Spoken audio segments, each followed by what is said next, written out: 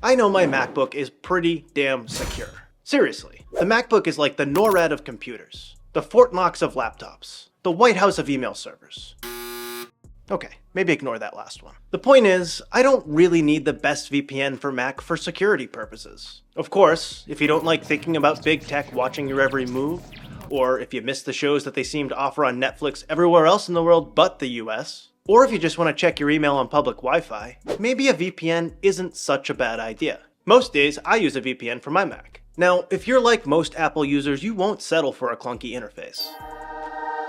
Your VPN needs to be as sleek and smooth as a freshly waxed Tesla Model S. I spent hundreds of hours testing VPNs for my Mac while clogging my arteries with way too many frozen burritos. Ultimately, I like one VPN better than the rest, but all of the VPNs we'll discuss in this video are pretty good for macOS. I've also negotiated the best pricing for you guys. Just use the links in the video description to get your exclusive discounts. Those links will also help me save up for my Model S, at no cost to you. It's a win-win. My top pick is NordVPN. It offers the best combination of speed, privacy features, and a super sleek interface. Okay, let's start with design. I liked NordVPN because it's intuitive. Like using a Mac, you don't have to waste any time figuring out how the thing works. The interface is based around a world map. You just swipe over to the country you want to connect to, then you can scroll through a list of servers, or just let Nord pick the fastest one for you. ProtonVPN also uses a world map, but it has a bit more of a techie aesthetic. Surfshark and ExpressVPN both worked well, but they give off 2009 feels, and they could probably use an update. With NordVPN, you get access to over 6,000 servers in over 60 countries. There were other VPNs with more countries to choose from, but NordVPN always had a fast server available to meet my needs. Surfshark notably allows for unlimited device connections, while none of the other VPNs do this right now. Nord, for example, only allows 10. But seriously, how many devices are you going to need to connect at one time? Your phone, your Mac, your Apple TV? That's probably about it, right? So for me, 10 is more than enough.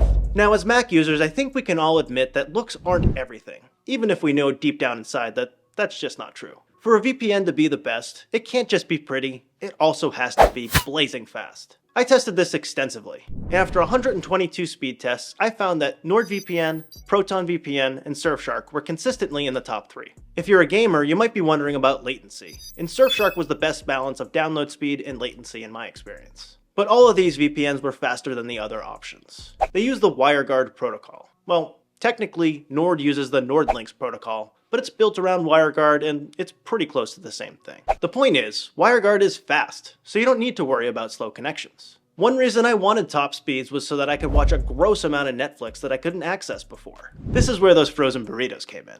There is nothing like munching on a bean and cheese burrito, watching Rick and Morty on Australian Netflix at 2 AM from my home right here in Boston. And all 4 of my top VPNs let me do just that.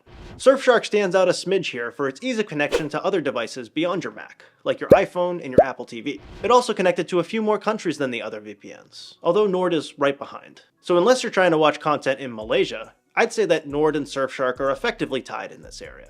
But move on to privacy and Nord starts to pull ahead. Obviously, privacy is important to me. It's in the name of this channel for a reason. And let me be clear, if you want the best privacy, you probably want to try a decentralized VPN. Unfortunately, decentralized VPNs take a little bit of tech know-how. So in terms of off-the-shelf options, a couple of VPNs stand out. First is ProtonVPN. It has a publicly facing leadership team, and it's based out of Switzerland, which is known for its strict privacy standards. Proton also has a history of putting user privacy first and foremost, and ProtonVPN offers a secure core routing feature. Second is Nord. It offers top-shelf privacy features like an audited no-logs policy, RAM-based servers, and an onion over Tor routing protocol. This makes it really easy to use Tor and ultimately keep your data more secure.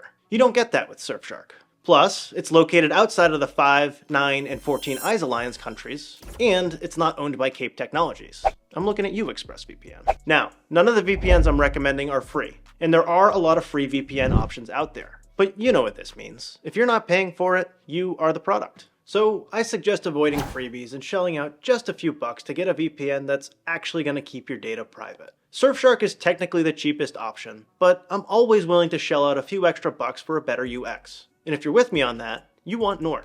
Nord offers the best combination of speed, design, privacy features, and content unblocking capabilities. Plus, not to be a broken record, but I got a Model S to buy. So use the affiliate discount codes in the video description to get a killer deal. I got links to the best deals on all the VPNs we discussed right down there. Catch you next time.